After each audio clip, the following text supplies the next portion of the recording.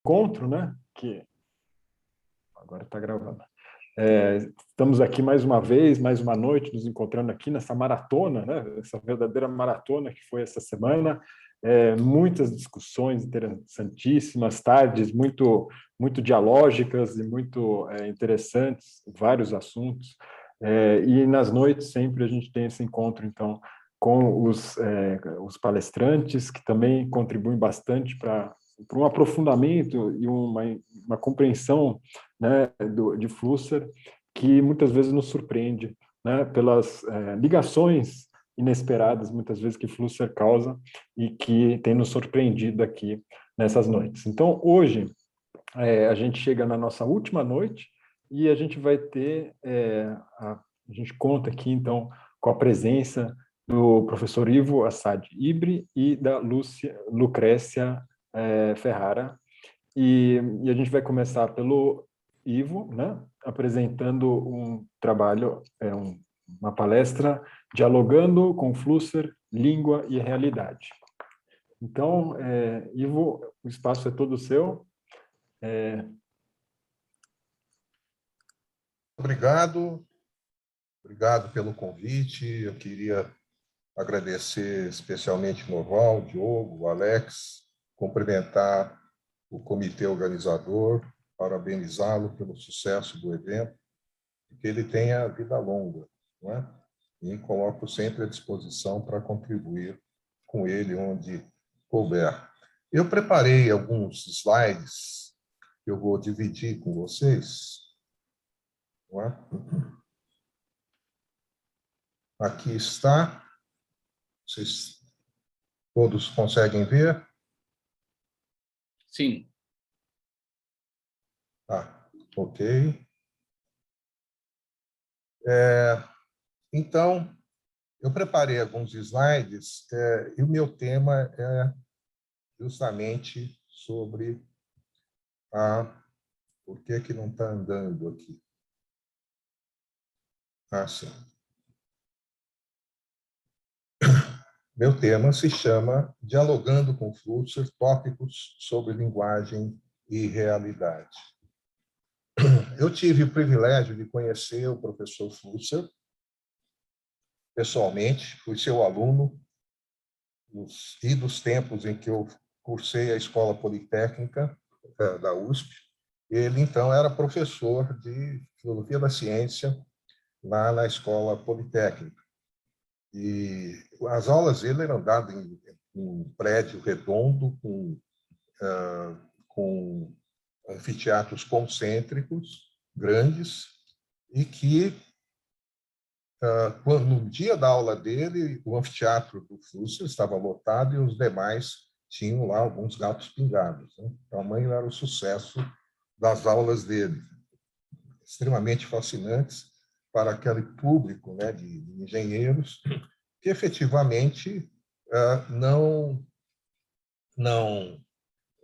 tão somente aprendiam sobre filosofia da ciência, mas faziam um grande percurso pela filosofia em geral, não é?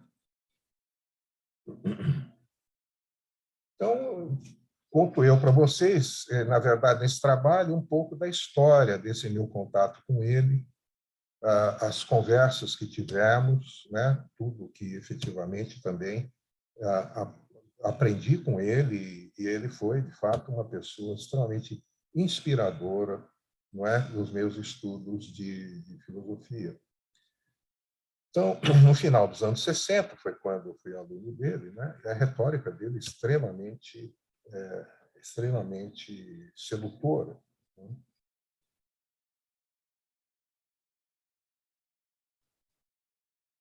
Conto para vocês que, ao fim de uma brilhante aula que ele deu, nós fomos ao púlpito do anfiteatro, na parte de baixo, em que ela havia acontecido.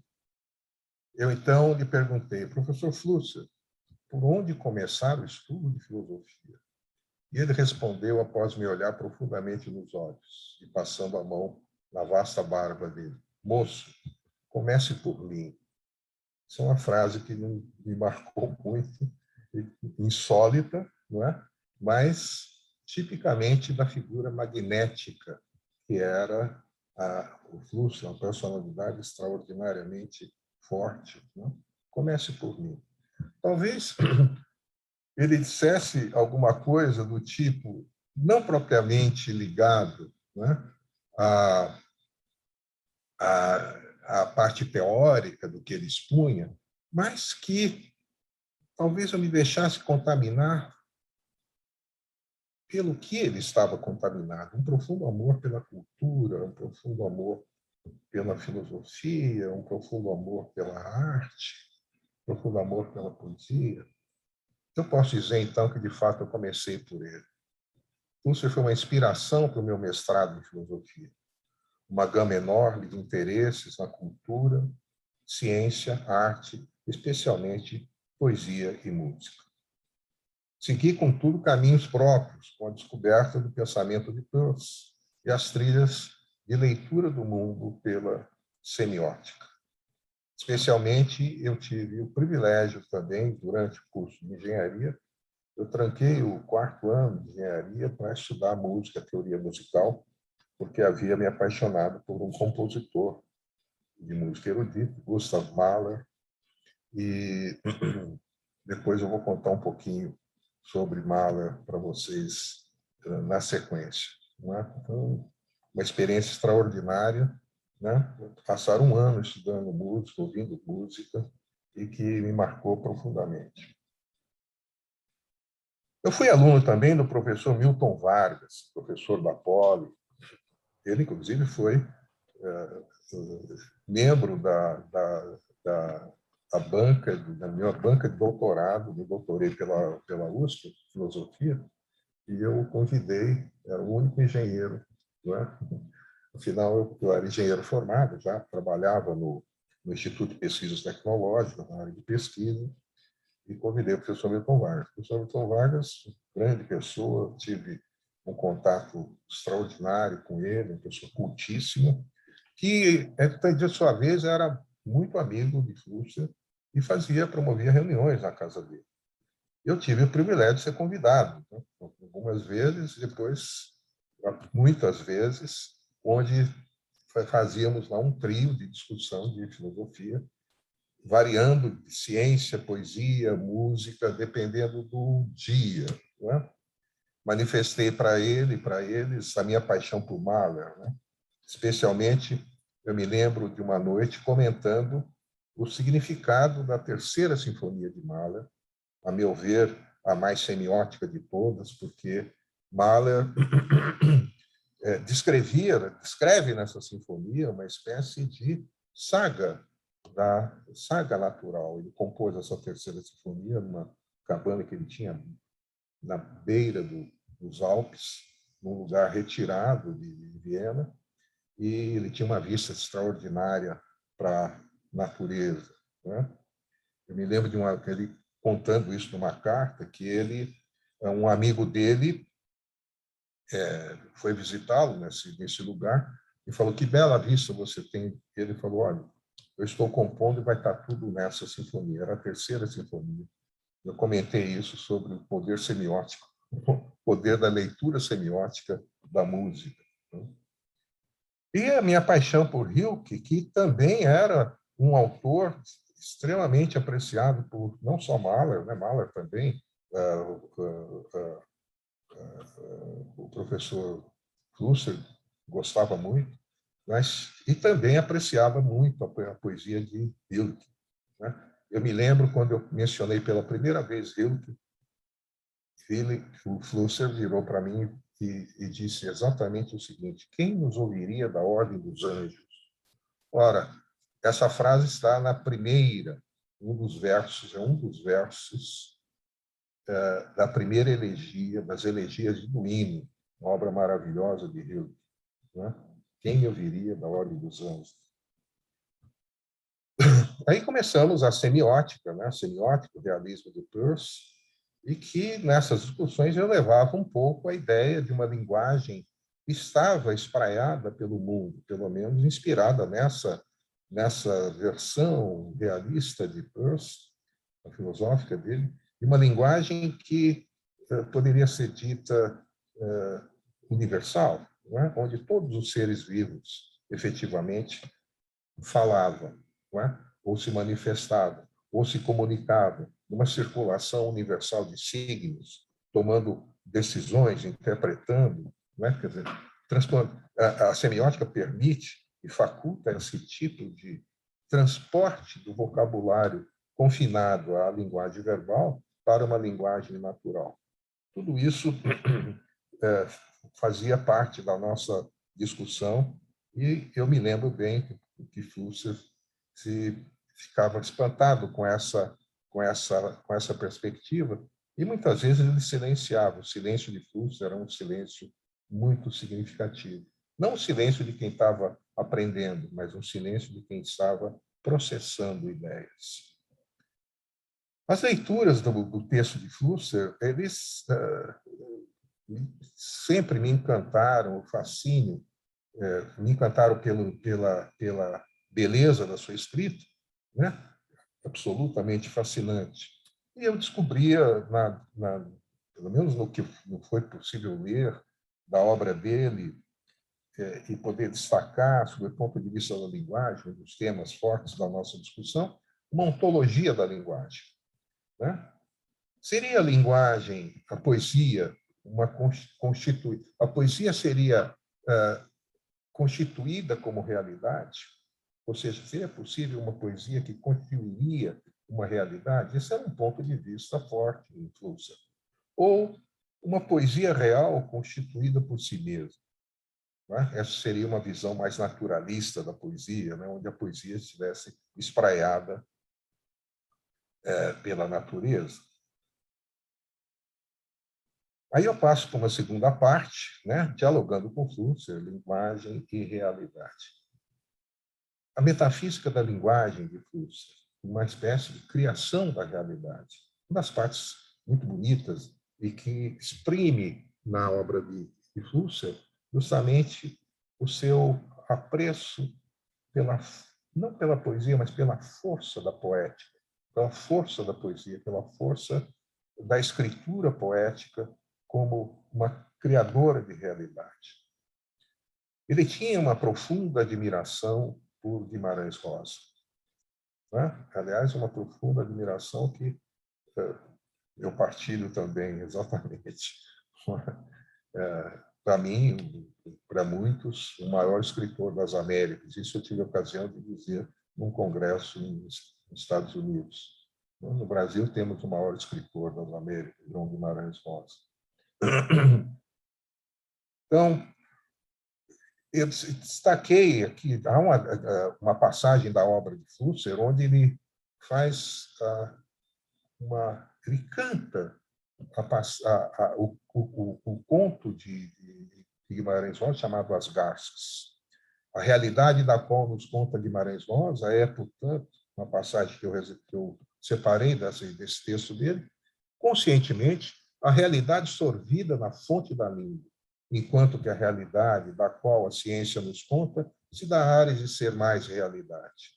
Enganados pela ciência, somos tentados a afirmar que o Vale do Sirimim é fictício, uma criação do Rosa, enquanto que os mundos da física e da biologia são dados. Justamente o contrário é a verdade. O Vale do Sirimim é dado pela língua, a qual, para dar-se, abriu uma boca chamada Guimarães Rosa. Quando eu reli esse texto, encontrei nessa passagem um documento do que eu intuía quando de minhas conversas com Flusser, de que ele, de certa forma, fazia uma metafísica da linguagem. Lê-se na mesma obra. Mas os poetas, diz Flusser, criam sem saber o que fazem. São instrumentos inconscientes da língua. Guimarães Rosa é a língua tornada consciente de si mesma e de sua função produtora de realidade. E vejam como é essa realidade que surge desse esforço reflexivo da língua, cheio de significados estético e ético, uma realidade bela e empolgante. Eu gosto muito dessa passagem, gostei quando eu li e ficou destacada para mim. Há aqui, nessa nesse trecho de obra, um Flusser puro, que pude ouvir ao vivo e privadamente, com quem procurei refletir sobre uma presença do romantismo alemão em suas ideias da força criadora metafísica da língua. Mencionava para ele a visão de criação no pensamento de Schelling, o grande nome desse movimento.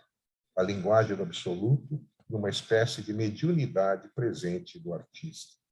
Isso aparece no grande pensador do romantismo alemão, não é? Em que essa passagem dele, né? uma linguagem que cria mundo, não é? E que é influenciada por uma espécie de força criadora atuando no artista.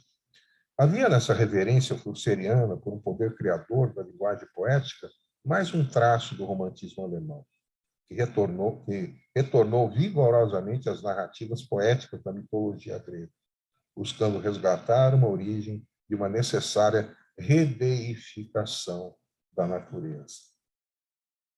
Isso é uma das passagens mais interessantes, não é, da filosofia. Essa ilha do idealismo alemão, eu chamo de ilha porque ela é diferenciada, é uma espécie de revolta contra o mecanicismo, que é dado de Kant e tal, etc. É uma passagem, um intervalo de filosofia extremamente rico. Husserl foi influenciado por diversos autores, alguns, a meu ver, díspares, como, por exemplo, na minha leitura, Heidegger e Wittgenstein. A filosofia de Husserl navega, por vezes, por um caleidoscópio de ideias, subtraindo de cada uma aquilo que reforça suas próprias, sempre matizadas por uma poética tácita que colore o fundo do seu discurso.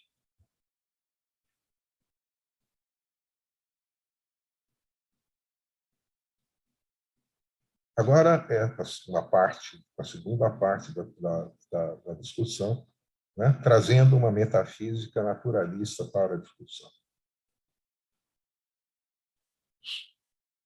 Muitas vezes assisti Husserl em meio a um gole de vinho gentilmente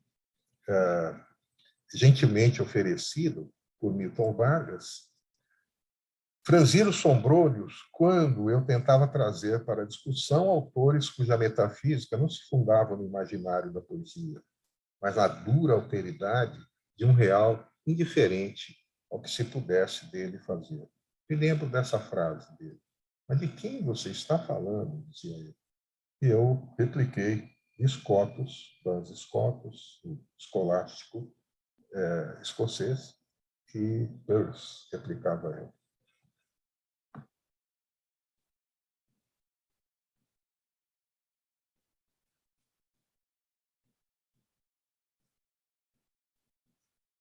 Ele ouviu atentamente minha exposição das categorias fenomenológicas de Peirce, sem, contudo, se deixar seduzir por elas. A alteridade, para ele, suponho pelos seus escritos e pelo que dele costumava ouvir, era dada pela situação humana imersa no tempo, angustiada pela finitude, pela inexorabilidade da morte.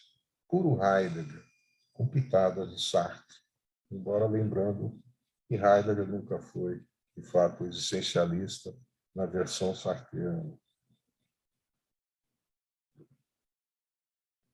Novamente aparece a linguagem, né?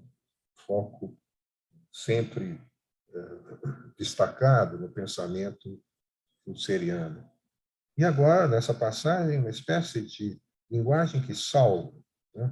O dizer, a comunicação, a parte da brilhante leitura que Husserl faz, tem uma dimensão existencial. Eu cito aqui uma passagem da obra de Husserl. A comunicação humana é um artifício, cuja intenção é nos fazer esquecer a brutal falta de sentido de uma vida condenada à morte. Sob a perspectiva da natureza, o homem é um animal solitário e sabe que vai morrer, e que na hora de sua morte está sozinho. A comunicação humana tece o véu do mundo codificado, o véu da arte, da ciência, da filosofia e da religião ao redor de nós, para que esqueçamos nossa própria solidão, nossa morte e também a morte daqueles que amamos. É um animal político, não por ser um animal social, mas sim porque ele é um animal solitário, incapaz de viver na solidão. Este é o magnético Flusser, não é? Uma passagem extremamente densa, cheia de filosofia e plena de angústia, no meu modo de ver. Flusser, a propósito, sempre me pareceu um homem trágico, apesar da manifestação de alegria e de humor refinado que ele, por vezes, manifestava. A minha metafísica naturalista, de extração persiana, concordava com a ideia heideggeriana de que o drama humano começaria pela sua inserção no tempo. Contudo, haveria um sentido alternativo depositado na possibilidade de sermos imortais? Num certo momento, levei para Flusser a lembrança, não é, de retomada dos paradoxos mostrados por Borges no conto El Imortal, o seu El Aleph, uma obra-prima. O que faríamos sem nossos deadlines, se não tivéssemos um compromisso com a morte? Sobre esse ponto que eu havia trazido para a discussão, lembro-me bem do profundo silêncio de Flusser. Não era um silêncio surpreso com o que eu havia trazido, mas um silêncio, sempre percebi nele, de processamento de uma ideia nova, de processamento de um argumento novo, de processamento de um elemento poético eventualmente disponível naquilo que estava sendo dito.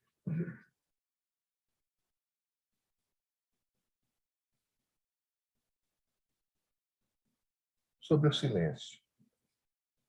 Muito importante o silêncio no sentido semiótico.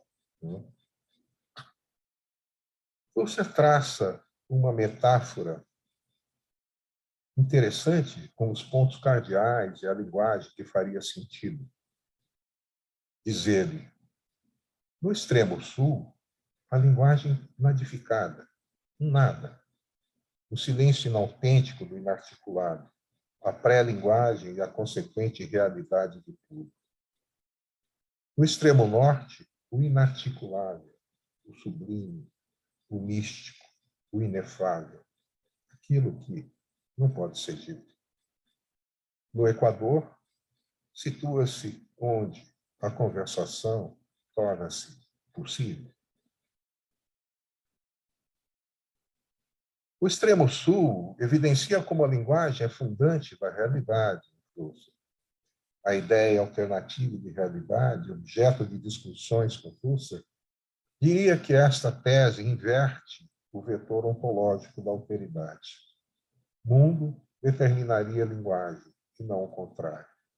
Haveria nessa submissão da linguagem à faticidade um elemento trágico de poesia, o mesmo encontrável em muitas obras de arte, como bem representaram a tragédia grega e as óperas dramáticas de Puccini, por exemplo. Aliás, ambos, nós dois, amávamos Puccini e algumas de suas óperas, especialmente Turandot.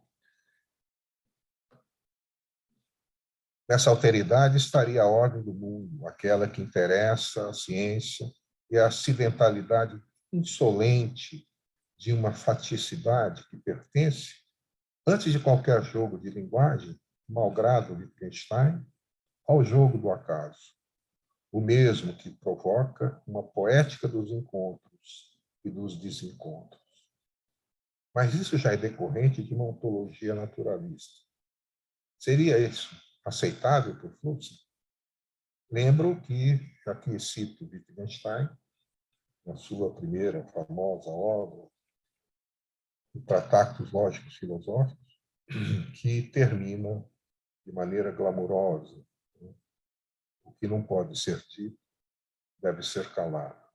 Evidente que ele se refere, como bom filósofo da linguagem, ao que não pode ser dito, descrito, representado pela lógica, uma linguagem lógica. O extremo norte revela a marca de Wittgenstein, Fussell, a inefabilidade do que escapa às descrições lógicas. Caracteriza o âmbito mesmo a que o pensador austríaco, Wittgenstein, confinou o seu silêncio. Em nenhum momento o sentido de dizer para ele poderia ser conjecturado pela linguagem da poesia. Creio que não. Quando se afirma a esfera do inefável, suponho que se deva sempre perguntar a que linguagem ela se refere.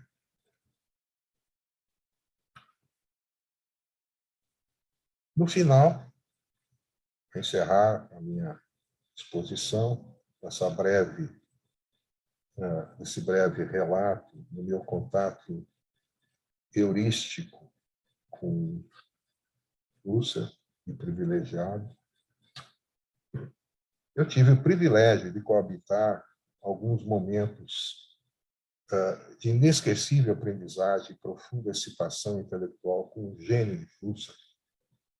Pudesse eu, naqueles já passados longos anos, dispor de um repertório mais apurado do que hoje eu poderia oferecer para argumentar junto a ele a favor da poesia, seu poder, sua função, mas por um viés alternativo de uma semiótica realista e pragmática, coisa que eu não soube e não podia fazer na época em que eu tive contato com ele. Anos de estudo e reflexão sobre temas lá nascidos trouxeram reflexão mais clara sobre o que é a realidade e o que nela excede o visível pela linguagem estruturada na lógica. Esse exceder, todavia, não incorre em uma condenação ao silêncio, mas a convocação do recurso a outras linguagens, em especial a poesia e a música.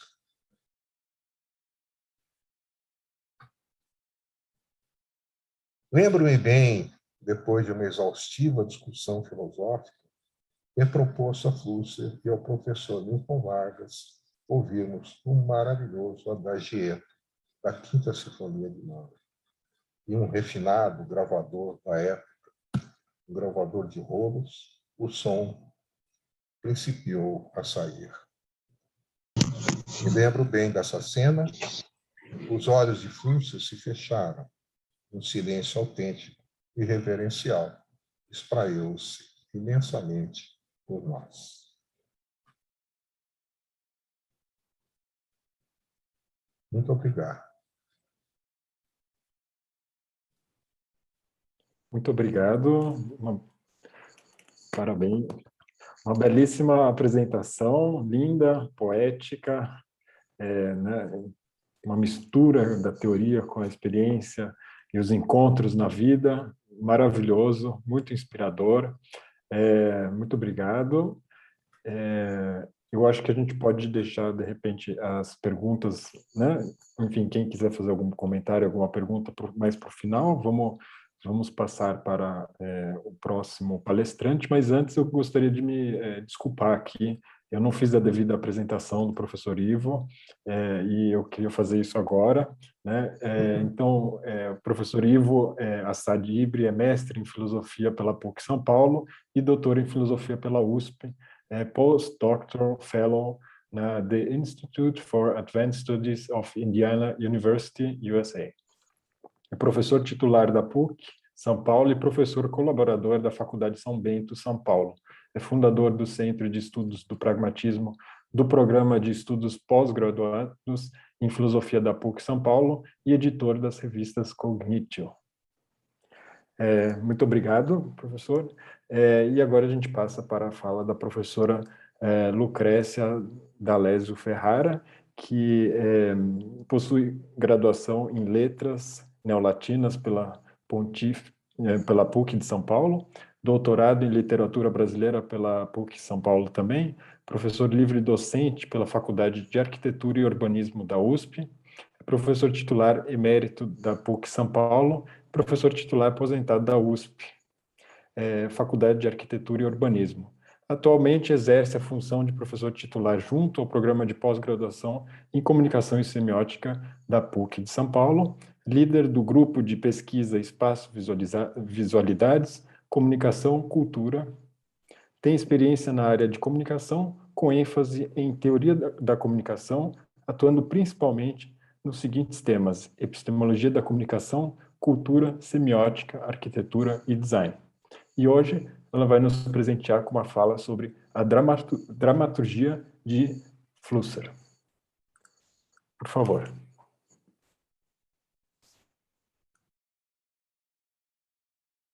O seu microfone está desligado. O microfone é...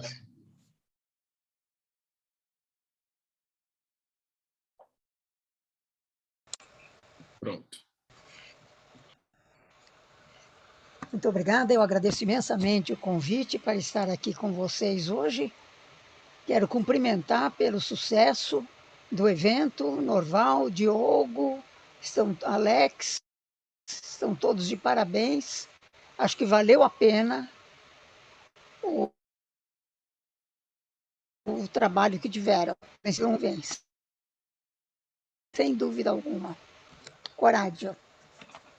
Eu não vou ler, mas vou passar por... Eu preparei e vou trabalhar, sobretudo, com alguns textos de Flusser, desculpe, com alguns textos de Flusser. Todos estão afirmando que nós não vamos sair dessa pandemia do modo como entramos. Efetivamente, a pandemia não é uma pandemia da saúde, não é? Nós estamos vivendo uma pandemia da sensibilidade.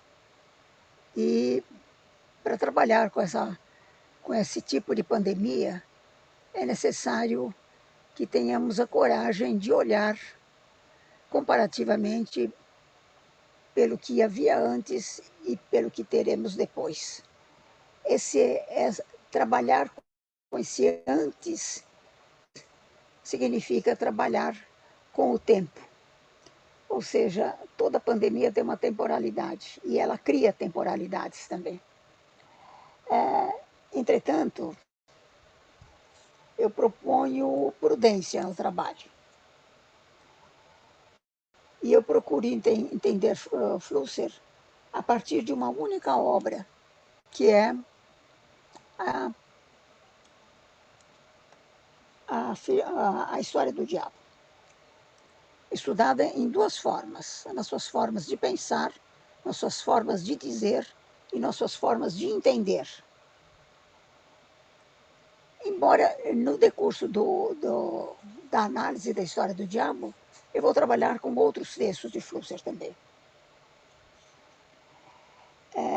Pensar é uma operação arriscada, que a gente deve tratar com muito cuidado, com muita prudência.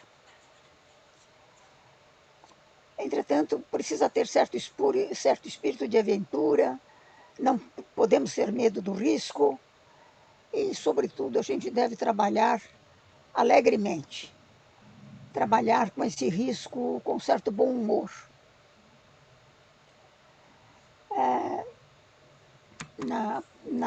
No prefácio da História do Diabo, que foi só publicada em 1965, embora tenha sido produzida muito tempo antes, só foi publicada em 65, Flusser diz assim, ele diz que a História do Diabo é um conjunto de meditações.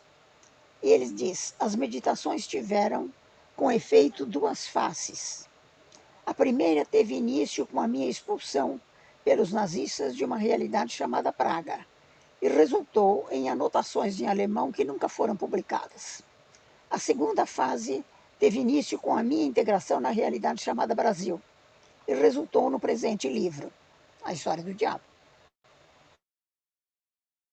Na segunda fase, impactos. O primeiro veio de um grupo de rapazes e moças, representantes do melhor que havia na nossa juventude. Grupo de rapazes e moças, amigos da minha filha, se reunia em minha casa para discutir, isto é, para procurar uma abertura honesta na situação que nos cerca. Espero que essa luta tenha contribuído para a da filha e dos amigos da filha, como contribuiu para a minha própria formação. Se não me engano, pode a cultura brasileira esperar contribuição significativa desses jovens.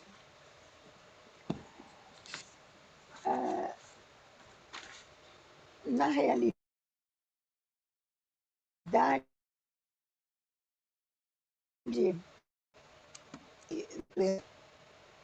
o autor vai surgir irônico e alegre, brincando com o leitor, permitindo-se brincar com a filosofia.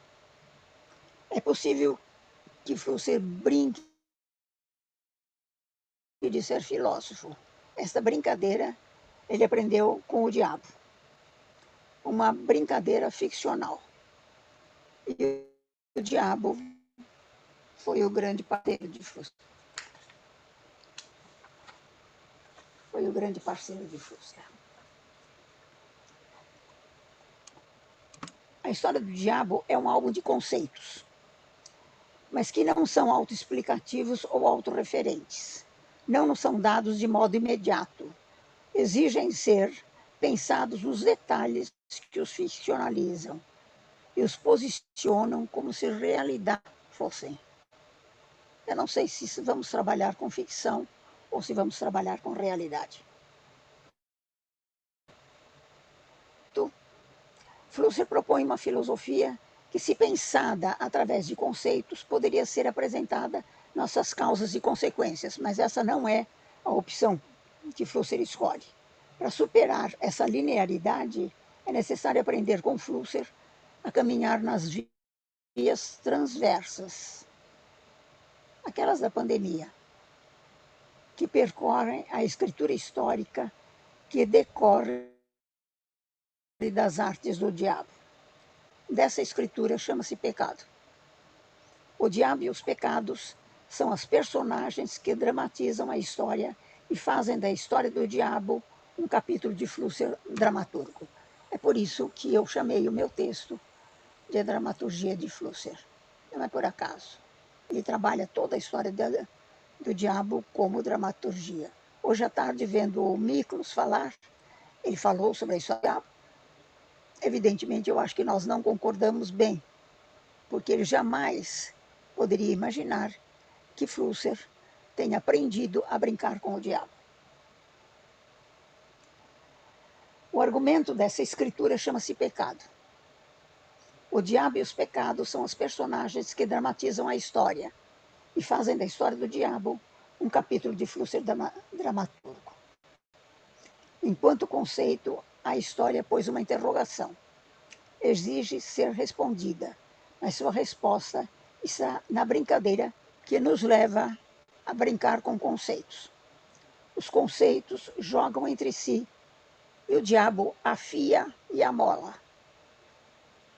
O modo de brincar para que aprendamos com ele a ler conceitos. Nesse sentido, a história do diabo nos ensina história, aprender a brincar com conceitos. É por isso que a primeira parte do meu trabalho se chama Modos de Pensar. Vamos aos conceitos criados e selecionados por Flusser, mas inspirados pelo diabo. Na história do diabo, o conceito central é o de história, que é linear, é subjugada pelo tempo. E aí Flusser diz: chamarei de influência tudo o que tende para a superação do tempo. Chamarei de influência diabólica tudo aquilo que tende para a preservação do mundo no tempo. Separam-se o tempo e a eternidade, a história linear e a história que se conta, o homem e o animal. Deus e o diabo. A primeira lição do jogo proposto por Flusser consiste em observar que leva ao pecado. Com essa condenação, o pecado lidera o pensar, comandado pela história linear, que assume a culpa como signo do pecado e do Ocidente. Embora não acadêmico, Flusser trata de um conceito vital para o mundo ocidental dominado pelo tempo linear. E, através dele, o autor assume sua vertente filosófica, no sentido que houvesse em algum momento feito filosofia. Mas, como ele é anti-acadêmico, ele faz filosofia brincando. E, portanto, lhe é permitido transformar a história em ficção, em cena que não tem tempo nem espaço.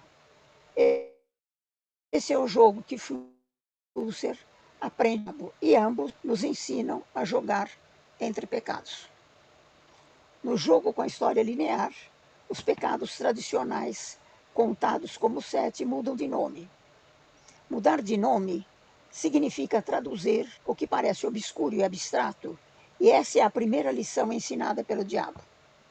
Mudar de nome significa banalizar o mundo, banalizar o sentido que finalmente se torna habitual.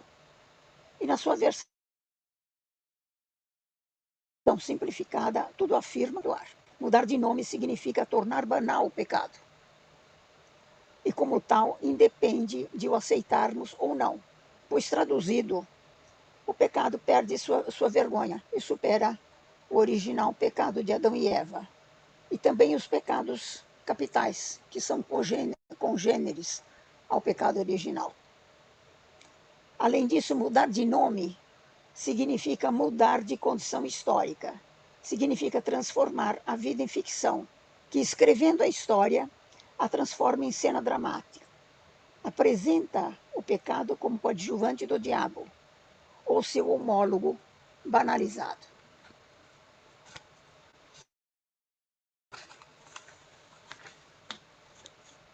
Flusser é, portanto, um dramaturgo que transforma o pecado em conceito matricial do Ocidente e o responsável pela escritura da história do Ocidente. Aprendemos de ser quase deuses e passamos a acreditar que criamos a natureza, a técnica, a arte, a história e o destino do mundo. Leva-nos a acreditar que não pecamos, pois somos capazes de criar como um Deus. O pecado é para o diabo o grande conceito e é o caminho. Passo para a segunda parte, formas de dizer. Traduzindo, é possível pensar que o diabo não é tão feio quanto parece, e nem tão feio quanto se pensa. Ao contrário, é análogo ao seu parceiro na brincadeira de criar a natureza, o mundo e os homens. O diabo é análogo a Deus. E como ele é criador, mas o faz carnavalizando a criação, banalizando-a através de formas de dizer que se afastam do sentido abstrato da história da criação, na medida em que a apresenta como brincadeira em cena. Flusser vai dizer: o diabo será concebido como aquilo que age dentro do mundo fenomenal para mantê-lo e evitar que seja dissolvido e salvo do ponto de vista do puro ser. Será o divino o agente criador e o diabo será aniquilamento. Passa a estar clara uma tendência teológica da história do diabo e assinala no percurso de Flusser sua adesão a uma tendência filosófica famosíssima, a sua adesão à escolástica. O diabo e seu homólogo Deus são personagens de cena, agem dramaticamente e atuam em papéis que se confundem com pecados que surgem como falsos, pois são papéis cênicos. Ordenados, servirão os pecados como palcos da divindade diabólica a ser descrita. Nessa cena dramática, estamos no interior, no território do faz de conta, e iniciamos uma viagem do inferno construída como formas de dizer que se registram diferem-se como formas de fazer. O diabo fala e age. Essa ação é confusa e nada afirma, mas ela tudo sugere, apenas sugere. As duas ações, a de Deus e a do diabo, parecem se aproximar e nada nos leva a admitir as específicas diferenças, ou seja, Deus e o diabo são capazes de criar e essa capacidade os identifica. Se o artifício de Deus ao povoar a terra como um Éden foi criar o homem à sua imagem e semelhança, o diabo criou o pecado como artefato, capaz de induzir a decadência do homem ao povoar a terra com suas empresas. A filosofia parece emudecer ou, no máximo, se traduz como assinatura de uma inferência que se apresenta como ficção. E, portanto, constitui máscara do plano reflexivo que lhe dá imanência comunicativa e peculiar, como se estivesse brincando. Meu bem, você não entendeu nada. Observa-se, portanto, que a magia daquela estratégia dramática consiste em traçar uma identidade que constitui, de um lado, atributo da ação dramática desenvolvida na história do diabo, e de outro, consiste em mostrar que a capacidade de criar é comum a Deus e ao diabo, embora assinalando um vetor que demarca a diferença entre as duas personagens. Surge a polarização que, estabelecendo dicotomias, constrange a identidade à natureza lógica daquilo que se opõe. Surge então a tensão entre o pecado e a virtude, entre Deus e o diabo, entre o bem e o mal, entre o certo e o errado, entre o tempo e o espaço, entre a história e o conhecimento dos homens. A identidade é única, mas em confronto com limites ou polarizações, permite o surgimento daquilo que ele é distinto, a diferença. Enquanto indecisão que faz com que a diferença seja entendida como oposição, surge o conflito e o antagonismo entre Deus e o diabo. E para o homem não se admite o consenso, que é entendido como conversa fiada, apresenta a dimensão mais clara da sua ação. A ação do homem é uma conversa fiada. O homem não percebe que só é possível aprender através daquilo que nos surge como antagônico ou como diferente. Diferente da vida passiva e eternamente feliz. Mais uma ilusão disseminada pelo diabo. E o homem acredita ser possível recriar na Terra o Éden perdido, mas agora reinventado pela técnica. Surge no seio da identidade o domínio da analogia, que nada explica, pois utilizando a tensão entre o positivo e o negativo das anteriores dicotomias, parece querer nos fazer entender como é possível superar os limites impostos pela identidade e descobrir um terceiro vetor que pode superar a diferença, através da oposição, que não é contraditória, é naturalmente simétrica à identidade. Desse modo, Deus e o diabo têm análoga capacidade de criar, e suas identidades podem ser simétricas. Parecendo superar a anterior polaridade entre Deus e o diabo, a analogia traça mero reconhecimento da história, que, transversal às oposições geradas pelas dicotomias identitárias, permite descobrir a ambivalência daquilo que definitivamente contraditório é indecidível entre os polos dicotômicos vistos antes. Antes de explicar, a analogia nos faz ver. As formas de dizer, o diabo não é tão feio como conhecemos. A evolução do diabo e a evolução da vida são pelo menos paralelos.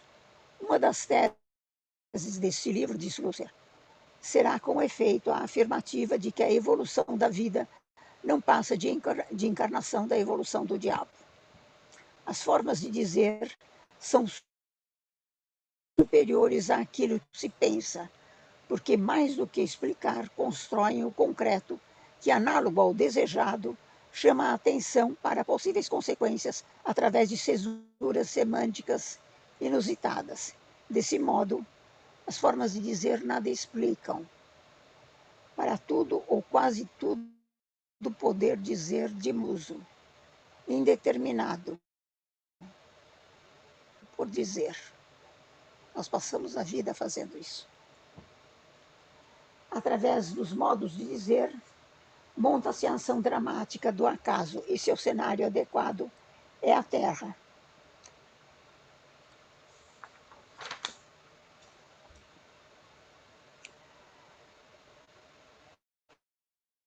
A analogia a Deus como figura faz com que o diabo assuma uma analogia com Deus. Mas analogia não quer dizer identidade. Se análogo a Deus, mas não idêntico a ele, o diabo cria, mas à sua maneira. O diabo é análogo a Deus e através do pecado o homem é capaz de tornar análogo ao diabo. E essa é a outra escritura do Gênesis judaico que constitui a própria personagem homem também não é idêntico a ele. E Flusser pergunta, por que temer o diabo? Por que fugir dele? Eis os tipos de perguntas existenciais que este livro proporá explícita e implicitamente. Quem pode prever as respostas? Quem sabe do final de um livro quando se põe a escrevê-lo? O leitor agora conhece as dúvidas e as tensões internas que provocaram este livro, A História do Diabo. A perda da identidade leva o diabo e o homem à procura de outros caminhos e à procura a construção de novos pontos de partida. Exige-se reconhecer que a analogia nada explica. Essas são as características que o diabo delega aos homens, seus legítimos herdeiros. Desse modo, a lógica conduz ao equívoco daquilo que nada conclui, pois tudo afirma e nega ao mesmo tempo, criando uma aparente liberdade de conhecer. As formas de entender como artimanhas do homem. Como um terceiro elo na polarização entre identidade e oposição, a analogia atua através da lúgubre caracterização de um anjo sem nome, que é apontado como um pobre diabo na sua força de construir o pecado dos homens, surge como último e definitivo embuste histórico, constituído pela terceira e definitiva ilusão, as possíveis traduções do pecado. Outras formas, agora construídas através de palavras e formas desprovidas de originalidade, porque são compostas por palavras que compõem aquilo que, fruto da produção do homem no exercício do pecado, surge banalizado e apresenta-se como inconsequência decorrência cotidiana. Surgem os elementos que traduzem os 7 pecados capitais, agora travestidos em formas banais. As alegorias são estratégias para poder dizer o que deve ser dito, porque banalizando o dogmatismo totalizante e desacreditando desde o início, pode criar outra sedução de leitura. Aprendendo com o diabo, o homem é capaz de jogar com artimanhas e criar disfarces. Os pecados perdem a aura que os faziam vernaculares e originais e assumem o lugar banal daquele pecado de todos os dias. Os nossos pecadinhos de todos os dias. O pecado que surgiu como intruso ao desmontar a lógica funcional do paraíso torna-se banal e lhe cabe agora o disfarce de uma produção quase humana. O pecado se apresenta como esfinge do diabo. As produções humanas são alegorias do diabo, mas são conversações. A vida é um dos temas da conversação, quiçá seu único tema. O impulso criativo das produções pecaminosas são banalizadas, desautorizadas e desqualificadas enquanto pecado. Aquilo que era comunhão do homem com a natureza torna-se, por exemplo, frustração sexual, luxúria. A materialização do simbólico na gama dos sentidos da linguística, torna-se álibi para a justificativa da criação da técnica como necessidade, a ira. O percurso civilizatório transforma os processos naturais do metabolismo orgânico em produtos industriais de inconsequente consumo aprazível, a gula. A procura pela ascensão e manutenção de posições sociais fazem com que todos os meios sejam eticamente justificáveis. E a avareza. No ócio ético que é conferido pelas posições conquistadas, o homem se ausenta e silencia no solilóquio do próprio eu. E todos lhe parecem como inimigos, usurpadores da soberba. Isolando-se, o homem está finalmente a outras, triste e vadio, ausenta-se da luta e, afinal, conforma-se, pois não se pode ter tudo na vida. É a preguiça. O homem conforma-se com seu destino e sua história. É algo que ocorreu sem ter acontecido. É uma pós-história. Essa é a escritura que marca a passagem da analogia para a alegoria como última arma encontrada por Flusser para fazer o homem entender, parecer pecaminosas são sobretudo humanas, muito humanas. Assim, poderíamos afirmar que a nossa tentativa de fugir do diabo é outro aspecto de nossa tentativa de emergir da temporalidade e ingressar no reino das mães imutáveis. Nessa tradução do pecado, Flusser encontra uma forma de dar à sua dramaturgia uma dimensão menos pretensiosa e mais fantasiosa. Ou seja, o pecado é uma alegoria da conversa fiada. Retira da analogia a pretensão de ser um terceiro termo dissidente da lógica montada como polarização binária. Ao contrário, dá à analogia outro papel, mais modesto e natural, pois é mais humano. Transforma-se a analogia em alegoria, que, polissensível,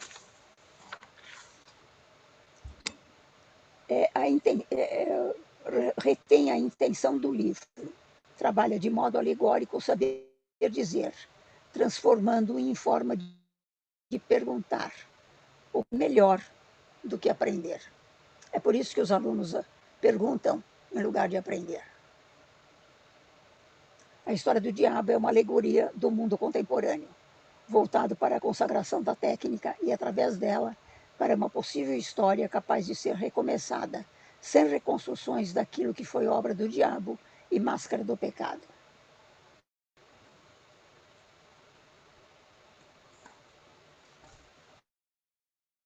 A conversa fiada é por artefato que ensina o homem a escrever a história como anti-história, sem tempo e, portanto, sem culpa.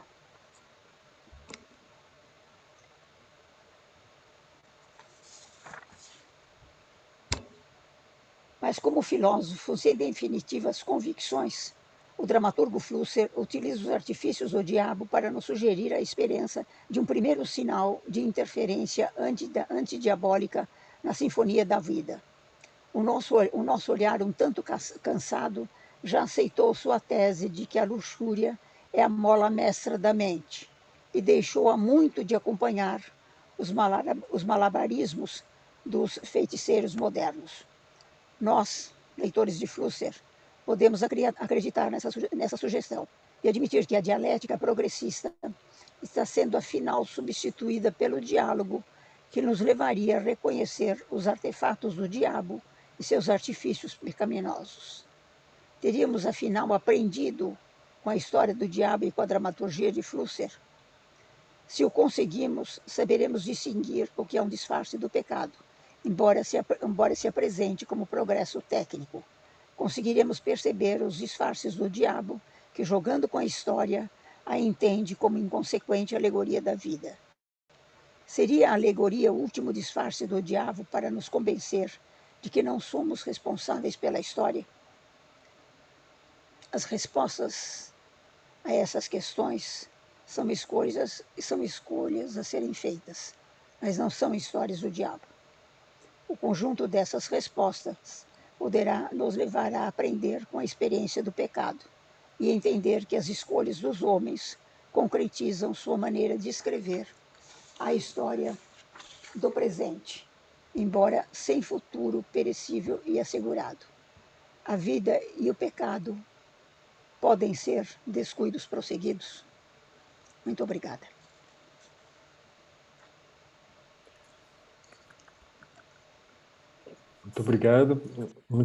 Obrigado, professora Lucrécia, uma bela fala, muito profunda e interessante leitura, né, desse livro de Flusser. Muito obrigado. A gente vai seguir aqui, então, a nossa programação. As perguntas a gente vai deixar, então, para o final, tá? A discussão a gente deixa para o final. E aí eu já passo, então, para o próximo bloco agora, que a gente vai fazer essa conversa, esse debate do Arquivo Flusser São Paulo, e eu passo então a palavra para o professor Norval, e para a gente seguir aqui, então. Obrigado, Alex. Boa noite a todos. Nós combinamos de fazer uma tríade aqui, não é?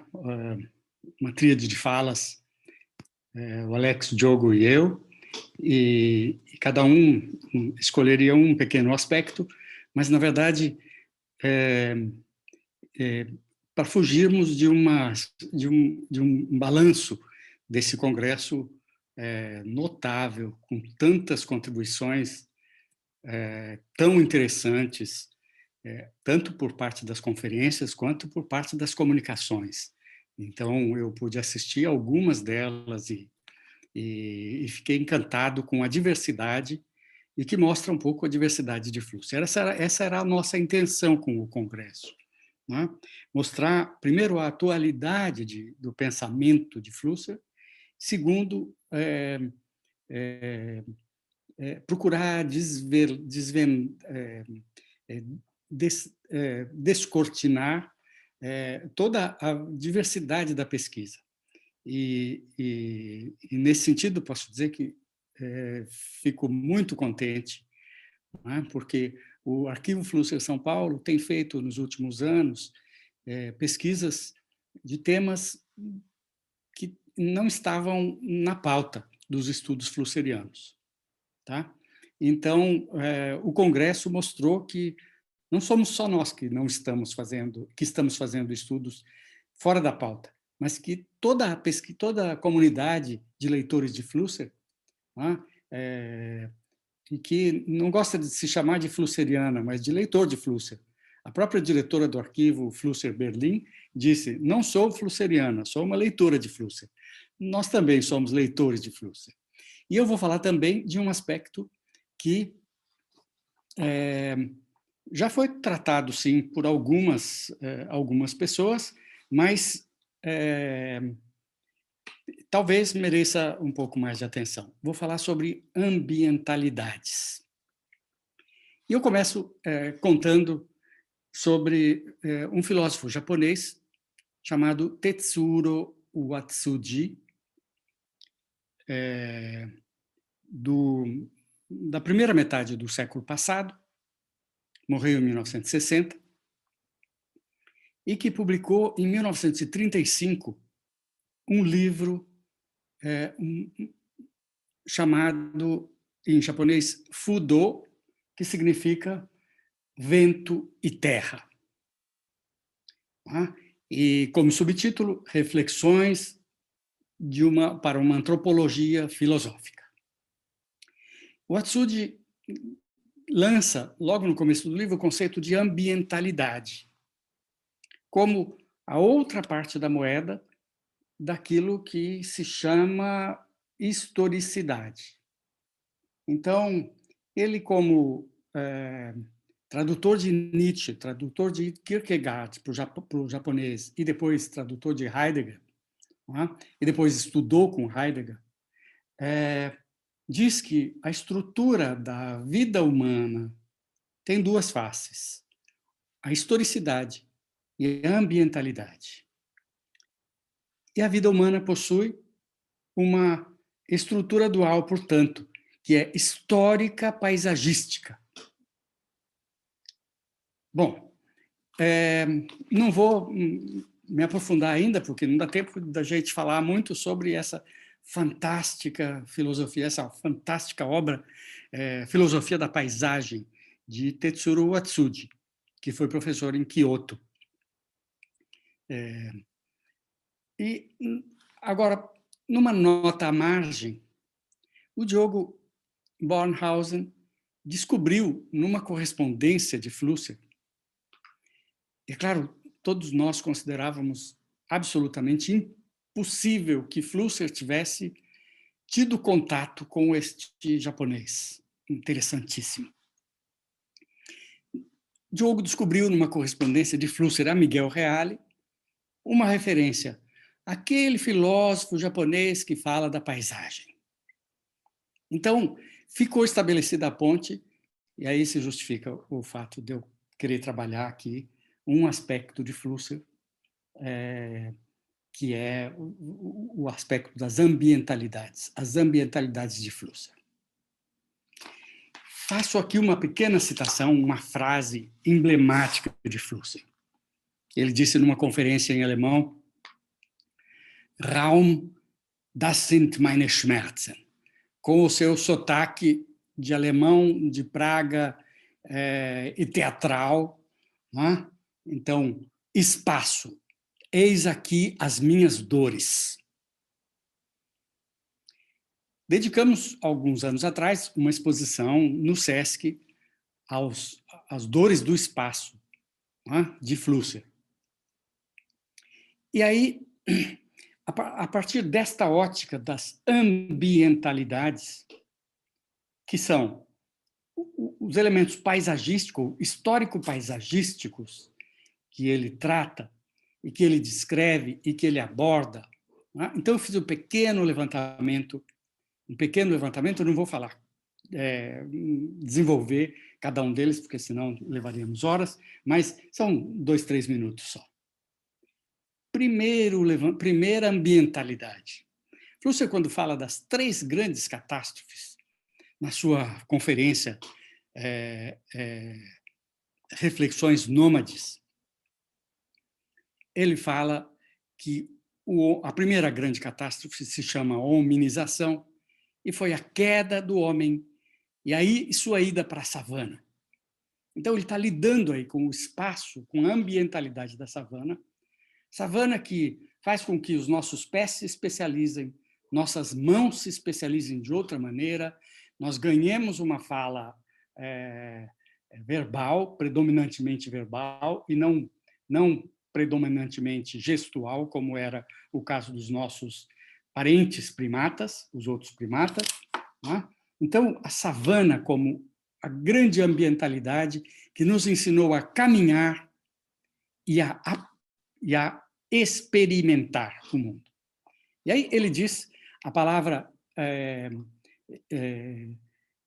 em alemão para caminhar, fahren, deslocar-se. E a palavra para experimentar é erfahren, que é acrescentando-se um sufixo, um prefixo, e a palavra ganha um outro significado. Então, a gente aprende caminhando. Nós apreendemos e aprendemos o mundo caminhando. Isso tudo é uma experiência ambiental, a ambientalidade. A segunda catástrofe, a catástrofe chamada de civilização, que é o assentamento, e que não dura 1 milhão ou 1.800.000 anos, mas dura 10.000 anos só. Então, foram 10.000 anos de assentamento, que é o ambiente da cidade. Então, ele relata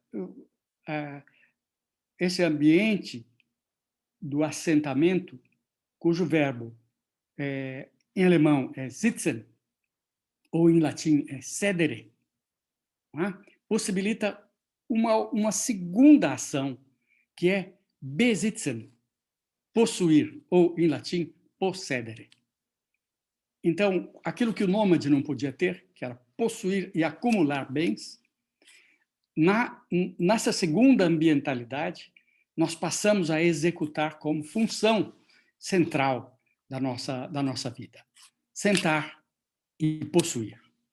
E aí, na terceira catástrofe, uma terceira ambientalidade que ele diz, não tem nome, está começando agora, as casas e as habitações se tornaram inabitáveis porque passaram a ser perfuradas e completamente devassadas pelo vento da mídia. Então, elas são inabitáveis. Então, essa terceira ambientalidade que ele descreve brevemente, né? E que nós estamos vivendo nos seus extremos agora na pandemia. Nós nos comunicamos por meio das perfurações das nossas casas. Tá? Então, estamos todos conectados graças às perfurações das nossas casas que se tornaram inabitáveis. Bom, outros ambientes ou outras ambientalidades são mencionadas por Flusser inúmeras vezes nos seus textos, nos seus escritos, na sua correspondência, nos seus ensaios. Por exemplo, a ambientalidade do deserto, tá? Que é uma ambientalidade muito estudada pelo Watsuji, pelo filósofo japonês. A ambientalidade do deserto, onde o vento e a areia aglutinam e desaglutinam paisagens. Isto é usado para ele para definir a imagem técnica. A imagem técnica é a junção de areias e a desjunção das mesmas areias que se reconfiguram em outras imagens. Um outro ambiente que Flusser estuda muito profundamente, ao qual ele dedica muita atenção, são os ambientes da escrita, da escritura. Escrita como corte. Aliás, a palavra escrita, latim scribere, vem do indo-europeu sker, que significa corte, e que também dá a palavra corte e dá também a palavra carne. Então, que é a carne cortada. Então, escrita como escavação e como corte na carne. Outros ambientes ainda um outro ambiente é o ambiente do verme, a ambientalidade do verme, que Flusser explora em inúmeros dos seus escritos. O verme que devora indistintamente tudo o que vem, tudo que está na frente, à sua frente. O verme é a grande metáfora da sociedade que ele chama a sociedade que não consegue consumir, indevidamente chamada de sociedade do consumo, que é uma sociedade da produção e que não consegue consumir, e por isso é obrigada a produzir vermes para devorar tudo aquilo que ela produz. Então, esta ambientalidade, com o foco na ambientalidade e não na personagem do verme, que, aliás, também é muito interessante, porque, como ele consome indistintamente tudo que vem pela frente, ele consome também as suas próprias fezes, porque ele não consegue distinguir o que já foi consumido e o que não foi consumido. Então, uma metáfora fortíssima de Flusser.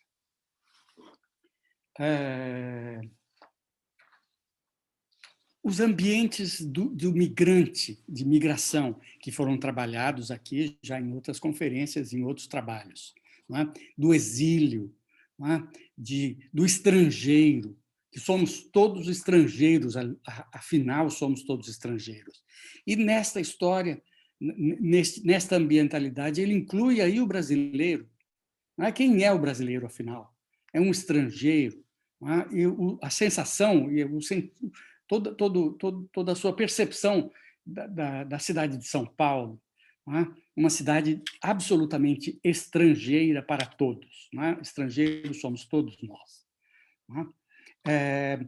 A outra ambientalidade que ele trabalha é a ambientalidade do inóspito.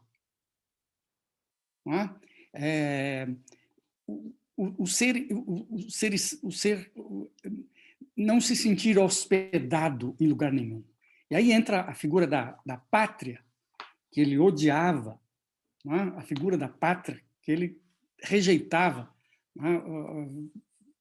veementemente.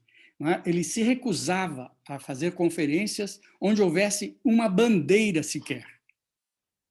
Houve até um famoso episódio no Itamaraty, ele foi convidado para uma palestra e tinha lá um panteão de bandeiras e ele pediu que retirassem.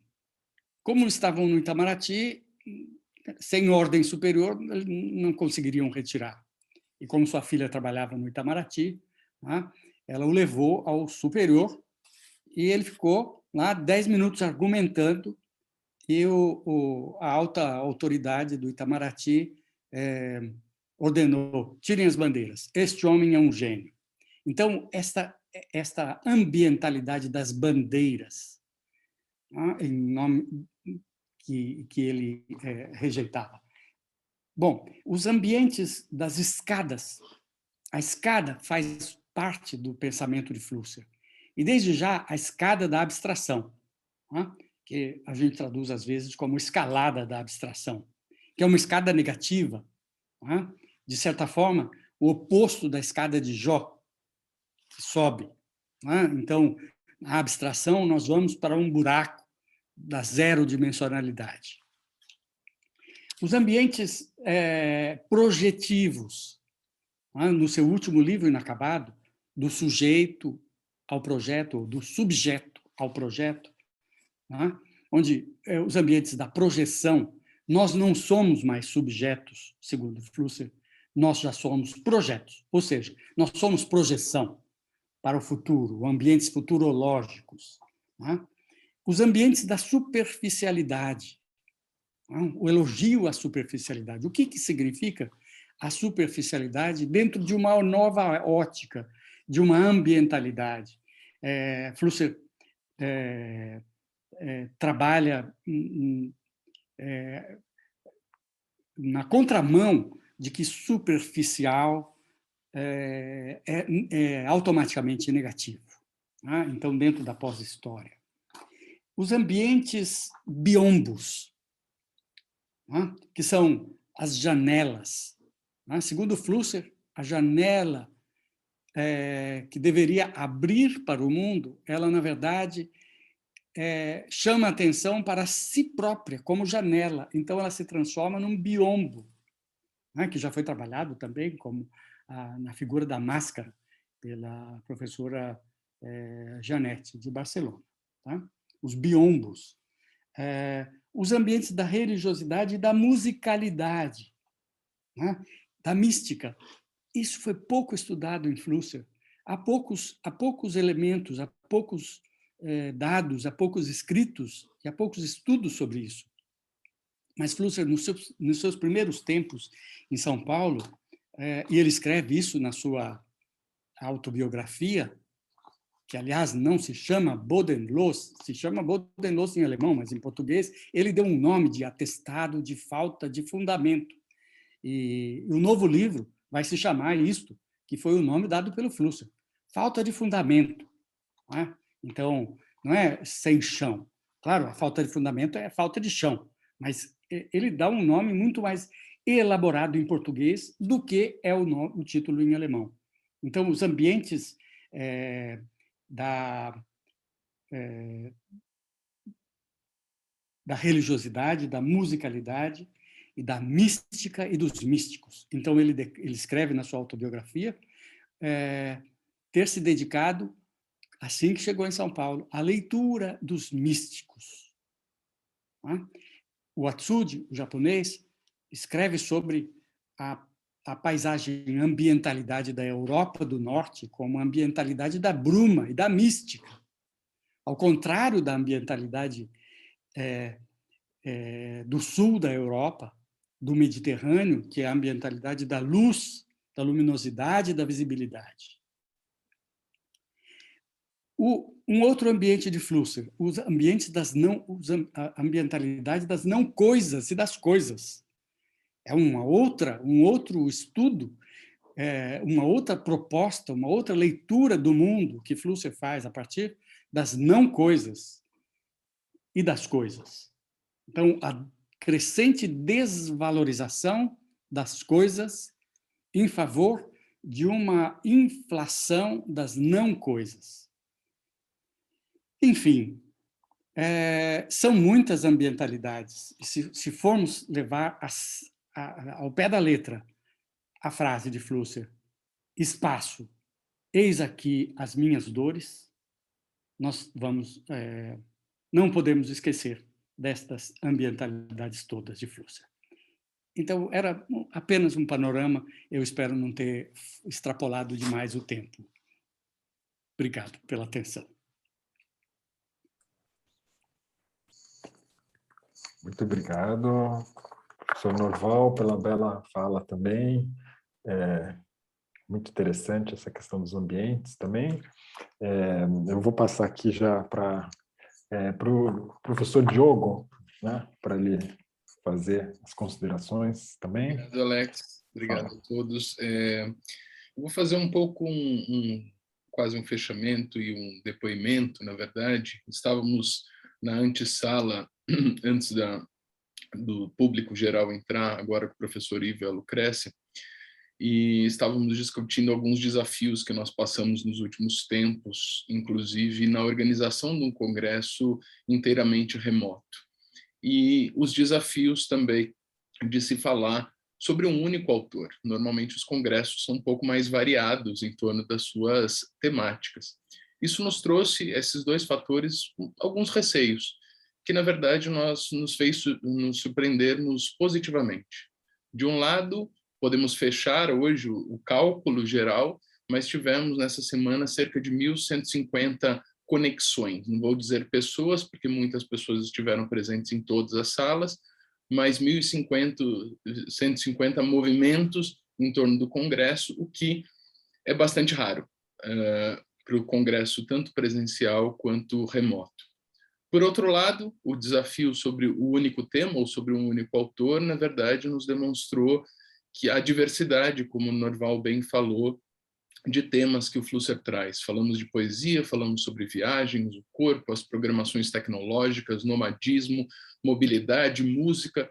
Fomos a diversas esferas para justamente demonstrar a enorme diversidade de ideias defendidas pelo Flusser e que aqui foram, pelos pesquisadores, apoiadas e contrapostas, observadas em diferentes objetos, em diferentes temas. O que particularmente me toca, a partir disso tudo, é que o que eu considero perguntas centrais do pensamento do Flusser, que são como conhecer, como agir, como vivenciar o mundo com seus desafios e como sermos capazes de recriar a realidade a partir dele. Temos diferentes entradas para chegar nisso. Flusser falou sobre língua, como o professor Ivo falou e tantos outros pesquisadores essa semana. Tem a entrada das artes. Flusser foi um propositor da Bienal de São Paulo. Tem a entrada da filosofia. Temos muitas possibilidades, como o Norval agora falou dos ambientes. Mas essas perguntas, como conhecer, como agir, como vivenciar a nossa realidade, são perguntas que nós estamos nos fazendo hoje, exatamente 1 ano e meio depois que a pandemia começou. 17 de março de 2020, estamos em 17 de setembro. Invadidos pela tecnologia, mas nos fazendo essa pergunta existencialmente. Como conhecer, como agir, como vivenciar dessa nova realidade. De alguma maneira, a pandemia nos mostrou justamente o que o Norval bem destacou, a falta de fundamento. Muitas pessoas trabalharam muito mais, muitas pessoas se alcoolizaram muito mais, muitas pessoas ficaram dentro das suas casas, muitas pessoas simplesmente ignoraram a pandemia. Mas, de alguma maneira, todos estamos buscando algum sentido para isso tudo. E Flusser foi uma pessoa que pensou um pouco a partir disso. Não a partir desse cenário pandêmico, mas das diversas tragédias, inclusive pessoais, que ele viveu. Em alguns momentos, ele é o famoso apocalíptico e torna os cenários bastante críticos dos fenômenos que ele estava observando.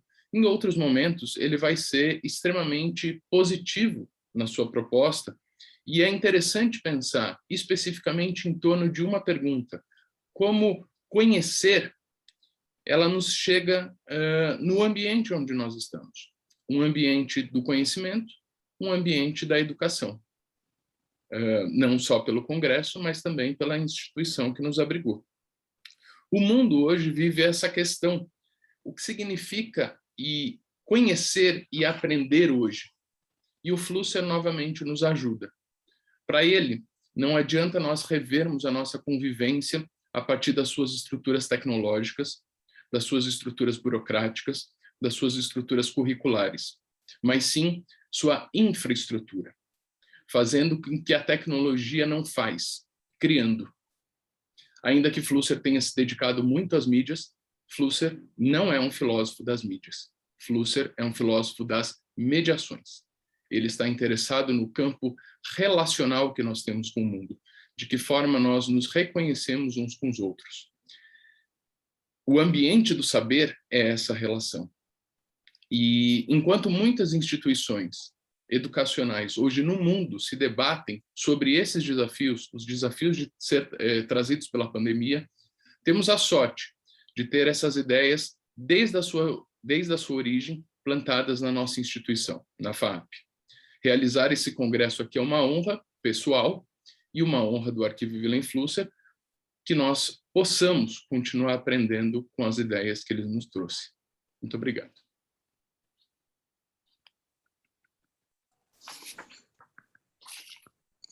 Muito obrigado, Diogo. Muito obrigado pela sua fala. Tempo, né, Alex? Você é que vai falar, então, o Alex Reimaer. Eu vou falar do que sobra de mim ainda, né? Aqui eu vou falar um pouquinho. Mas eu acho que foi uma semana maravilhosa, muito especial. Flusser foi um autor, de um ponto de vista muito pessoal, muito importante, né, para a minha formação, assim como, vamos dizer assim, um proto-intelectual, né, tentando aí caminhar do mestrado para o doutorado e seguir fazendo pesquisa. E Flusser é um desses autores que realmente é fascinante pelo modo com que ele transmite as ideias e como ele foi capaz, então, de fazer essas previsões para o futuro. E hoje, 30 anos mais tarde, a gente tem aqui uma discussão que percebe a atualidade, né, daquilo que Flusser propôs. Eu hoje, na minha fala, né, que eu fiz hoje durante o GT, eu tentei mostrar um pouco como Flusser, na verdade, ele já estava discutindo tudo aquilo que a gente...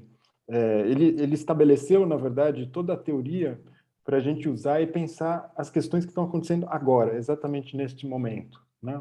Essa questão toda, por exemplo, que se discute muito hoje em dia com inteligências artificiais, toda essa questão da falta de controle que a gente tem sobre as imagens que nos cercam, os Instagrams da vida, Facebook, tudo isso pode ser abarcado pela teoria de Flusser.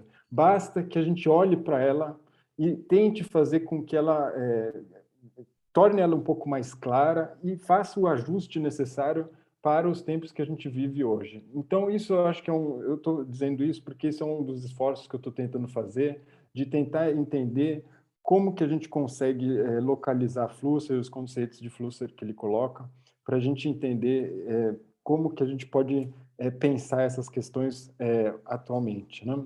Eu peço desculpas, eu estou muito cansado, eu não vou negar, foi uma semana muito exaustiva, né? A gente tem que cuidar de todas, como parte também da comissão organizadora, né? Então, eu estou até com dificuldades aqui de articular um pouco o pensamento, mas é uma questão assim, eu fico muito feliz que tenha dado super certo. Então, eu queria agradecer assim, imensamente, porque, na verdade, todas essas pessoas aqui especiais que eu conheci, né, começando pelo professor Norval, né, que foi meu orientador no mestrado e doutorado, seguindo adiante com o Diogo e toda a equipe que fez esse congresso funcionar e todas as ligações, eu devo, em certa medida, a Flusser, né? Porque sem ele, talvez eu não estaria aqui para conversar e para conhecer essas pessoas. Então, eu vou deixar mais esse relato afetivo, né? Talvez não tão racional, e eu acho que todos aqui sentiram, de alguma maneira, que esses diálogos eles tinham essa capacidade, né, da gente voltar a conversar, da gente voltar a dialogar. Essa foi uma das propostas da gente ter deixado o congresso, vamos dizer assim, as falas um pouco mais curtas do que o tradicional, né, os 10 minutos que foram tão, né, talvez algumas pessoas foram pegas de surpresa, mas os tempos atuais são esses. Eu também acho que a gente, né, 10 minutos é o que as pessoas hoje em dia talvez estejam conseguindo ouvir no Zoom, e prestar atenção. E a gente percebeu nas aulas que eu tive a oportunidade de participar com o Norval e com o Diogo na PUC, de que essa dinâmica do diálogo ela é muito mais instigante, né, do que um discurso que se alonga por muitas horas. Então, eu acho que esse congresso foi muito interessante nesse ponto de vista, e essas conexões que foram feitas intersubjetivas também. Então, eu queria agradecer muito em nome do CISC, né, que eu represento aqui hoje, nessa noite, agradecer imensamente a nossa querida equipe ali, que alguns não puderam estar presentes aqui, mas a Ana Viviane, a Cristina Bonfilioli, a Helena Navarrete, o Tiago da Mota e Silva, a Ana Catarina também e o Gabriel Soares, que ajudaram imensamente, né, na tradução dos vídeos que foram feitos, na organização, nos e-mails que chegavam, né, em tudo isso que a gente teve que fazer durante esse período. Então, eu queria agradecer imensamente, também agradecer ao Diogo e ao Norval, claro, não preciso nem dizer isso, ao professor Rubens, né, por ter dado todo esse apoio, organizado todas essas questões da FAAP, e também agradecer a todos os 24 coordenadores e 90 pesquisadores que participaram, né, durante essa semana. Eu fico muito contente de que isso tenha dado certo, muito, não sei, é até emocionante, de certa maneira. Então, eu vou deixar isso, eu vou parar por aqui, né? E muito obrigado, e também aos alunos que ajudaram, enfim. Então, muito obrigado, gente.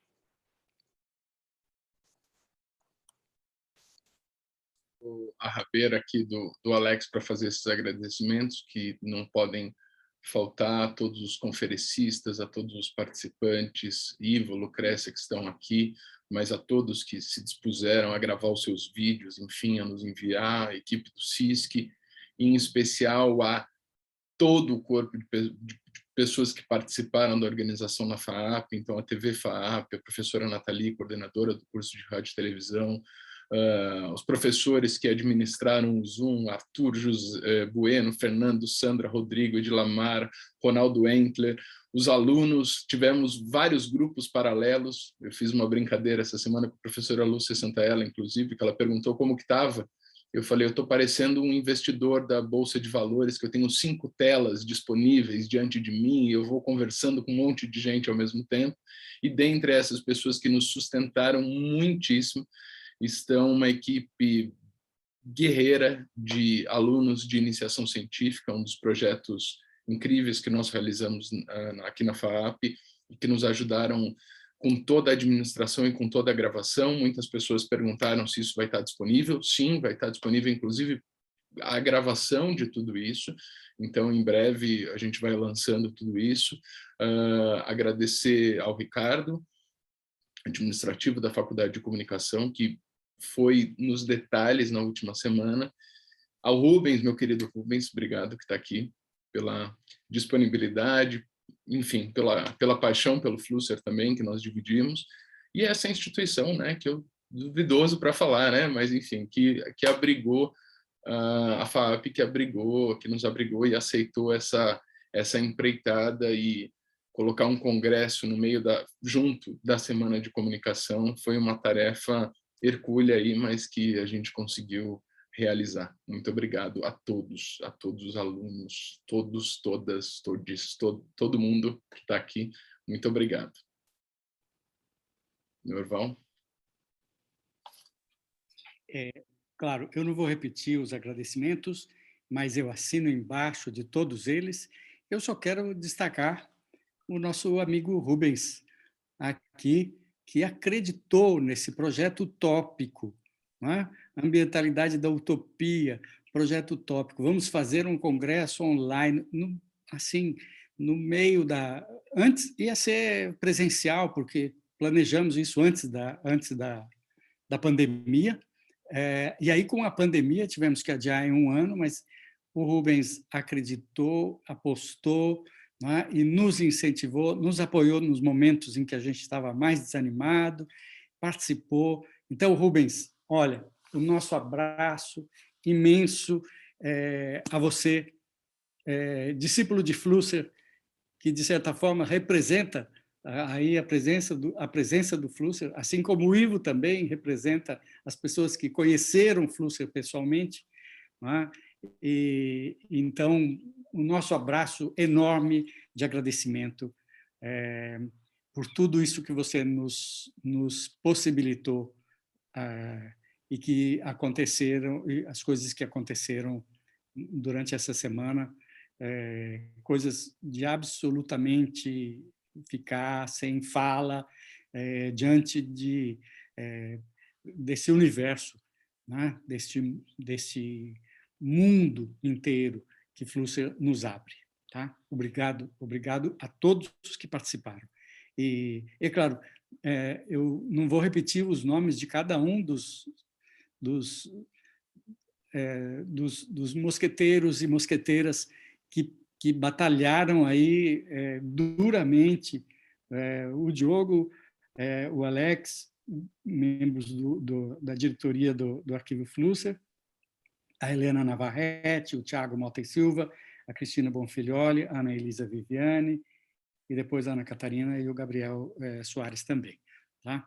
Então, meus queridos alunos e ex-alunos, né, os meus agradecimentos a todos.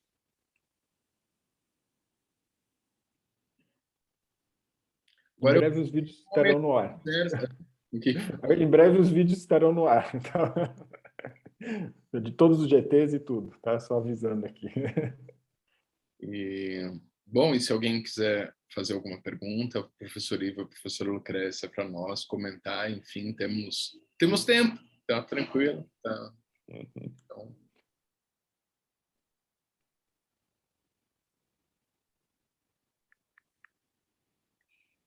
Eu queria falar rapidamente, porque além de toda essa gama de temas que o Congresso assambarcou, né?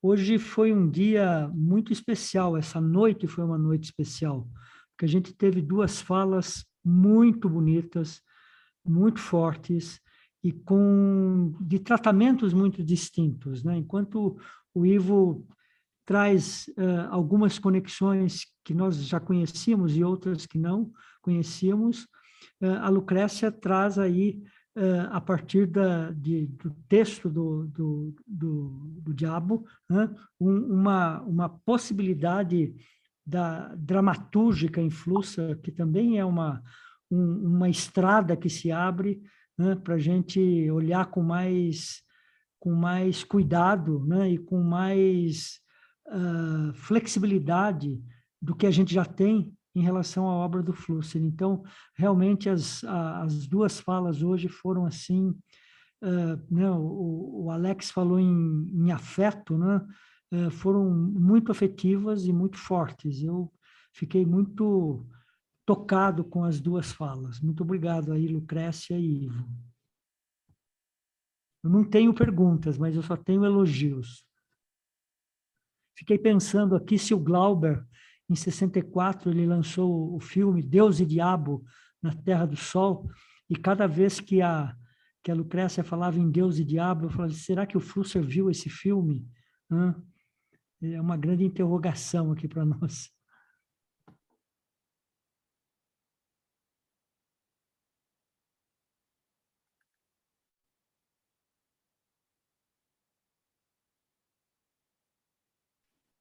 Silêncio do Zoom, não ia perder a piada.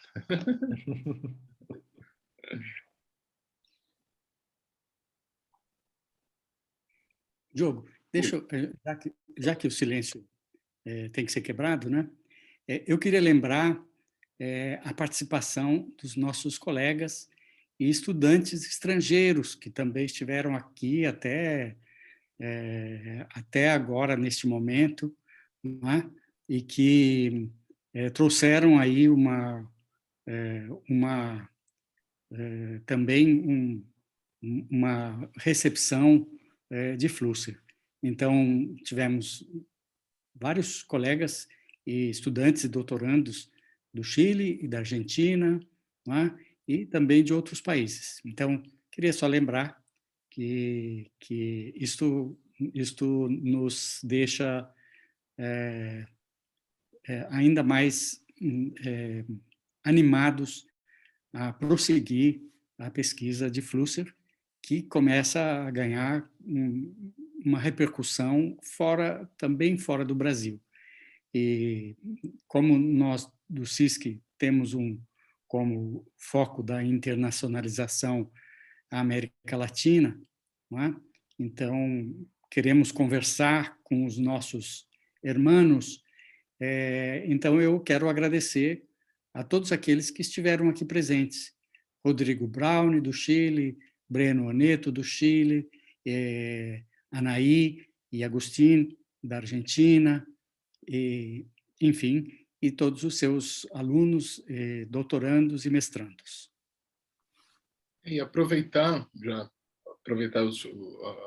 as homenagens e as comemorações, convidar todos para acessar o arquivo Wilhelm Flusser São Paulo, que está disponível com todos os escritos do Flusser. São cerca de 35 mil páginas, centenas de vídeos e áudios, tudo está disponível online. Então, basta acessar o nosso portal, fazer um pequeno cadastro, mas isso é meramente por uma questão de direitos autorais e também para nós formarmos uma rede, efetivamente, de diálogo. Mas explorem todas essas possibilidades que foram apresentadas aqui essa semana. Foram muitas delas estudadas a partir dali, e vale lembrar dessa quantidade enorme de textos disponíveis. Cerca de 60%, 70% são completamente inéditos. Então, na verdade, o que foi apresentado aqui é uma pequena parte ainda. Flusser dá possibilidades para pensar muito além. Então, todos estão convidadíssimos para estarem conosco nessa jornada. Professor Ivo.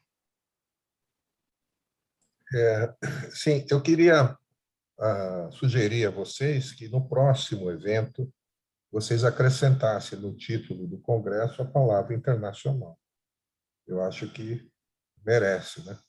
Colocar congresso internacional, porque de fato ele é mesmo, né? E deixar destacado isso. Eu não sei se isso está considerado por vocês. Estava escrito, estava sétimo Estava escrito. Nacional de Comunicação e Cultura, Flusser 101. Então eu acho que é não mais que justo, né? Deixar bem destacado isso, Claro. que é importante, né? É isso aí. Parabéns a vocês, viu? Obrigado. Então, que continuemos os nossos diálogos daqui em diante, né? Mônica. Está sem áudio. Eu não podia deixar de falar para agradecermos também a Edith por todo o amparo que ela deu ao trabalho dele durante a vida toda e a continuidade na organização do arquivo, né? Então, um agradecimento à Edith. Edith Flusser, exatamente. Mônica, nossa parceira também, aqui da FAAP, né, Mônica? Sim. Nos lutando. Para aqueles que não sabem, Mônica Barth é sobrinha de Edith Barth, que se casou com Flusser e que não só preservou todos esses escritos, mas preservou a própria vida dele, né? Foi ela que o resgatou das garras dos nazistas, trazendo para o Brasil, para o exílio, né? Então, Mônica, a gente, através de você, presta a nossa homenagem a Edith Flusser. Sim.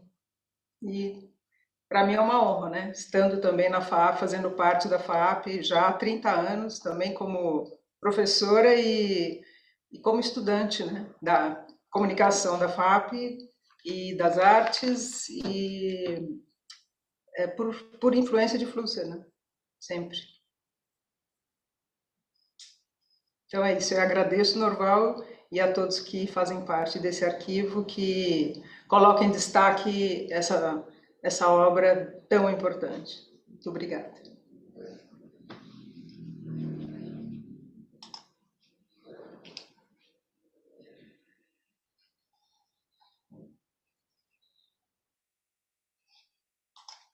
Diogo, como não há perguntas? Então, o senhor Fernando, só aproveito para dizer ao professor Norval que no Departamento de Letras de Ilhéus, Fernando, querido, está à disposição para construirmos um desdobramento desse belíssimo evento e ampliarmos a reverberação do pensamento do Flusser na região sul da Bahia.